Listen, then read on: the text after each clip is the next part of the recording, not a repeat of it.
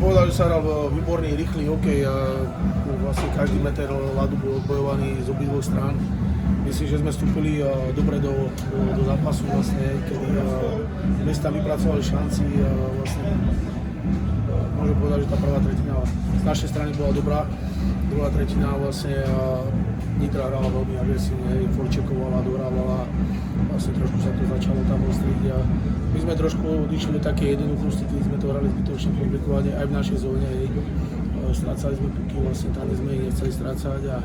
vlastne Nitra sa dostala na koňa. Aj tak sme vlastne odbojovali tú tretinu a vlastne išli za stavu 1-1 do tretej, kedy sme si hovorili, že hrajeme disciplinovane za mňa. Vlastne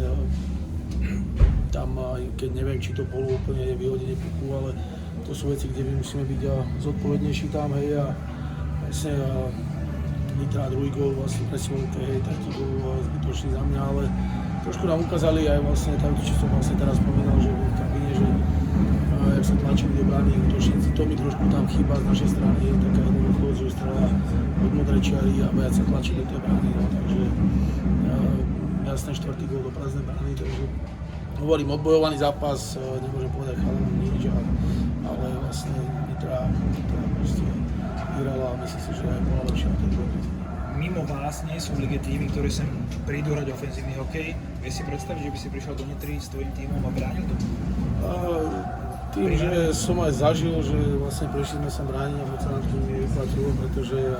Nitra je agresívny tým rýchly, ktorý chce forčekovať a vlastne ja už som to spomínal predtým, že treba vlastne ich hrať tú hru vlastne aj u nich doma, takže hovorím, my sme, dneska to bolo rýchly hokej, všade, takže nemyslím si, že to je úplne naučné, tak sa to zbrániť.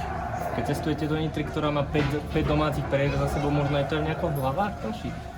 Tak nemyslím si,